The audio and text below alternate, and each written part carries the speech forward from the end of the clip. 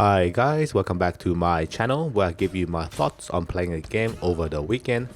And this weekend it's Sifu for the Switch, a game that asks the question, do men get better as they become older?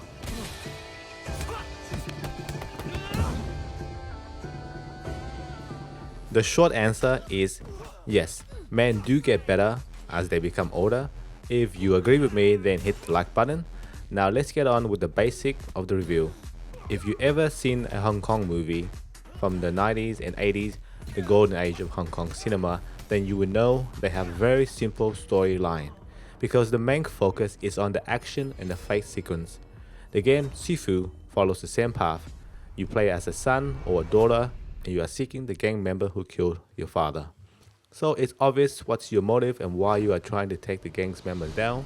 So let's take a look at Sifu gameplay. Sifu gameplay is focused around parry, dodge, block and combo. If you enjoy beat 'em up games and old Hong Kong kung fu movies, this will tick all the boxes. For the first few hours with this game, you are gonna see this screen a lot.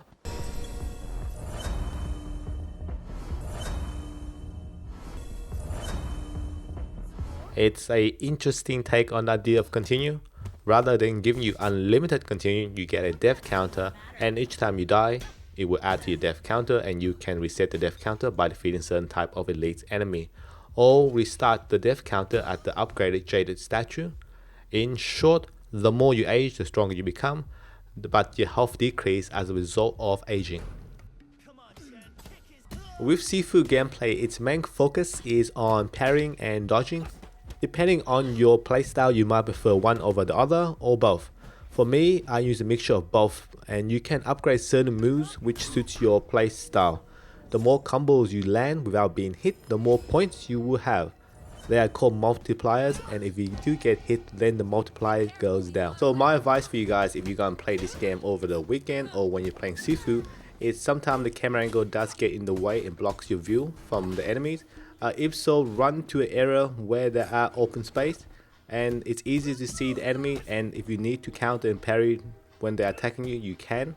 If it gets in the way, then it becomes big difficult to see what's happening on the screen.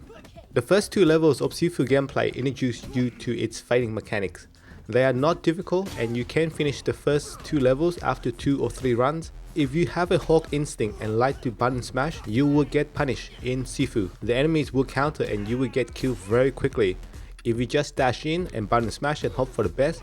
So in Sifu, you need to learn to let go of the hawk inside of you and bring out the Bruce banner. Otherwise, you will see this screen again a lot. So by now, if you are wondering, is Sifu an easy game? No, it's not. But the gameplay of Sifu is challenging and sometimes frustrating. And this being the weekend, I took a break from Sifu and went to my dance class because the final 2 bosses are quite difficult. So I will see you in a bit.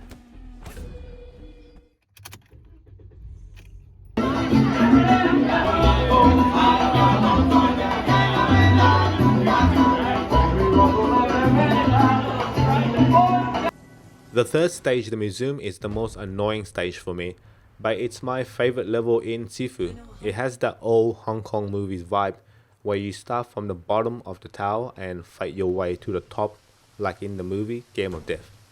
Each of the 5 stages have a different theme to them, from Hong Kong rundown buildings, a nightclub, a museum, a corporation, a zen-like building, and stage 3 and onwards gives you quick access to the boss battle once you have encountered them from a previous run.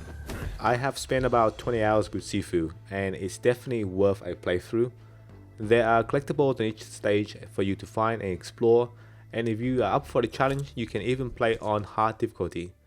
But Sifu on the Switch on handheld is a great game to add to your collection when you want to play a kung fu beat 'em up on the go. Thank you very much for watching all the way to the end of the video, and I will see you on the next one.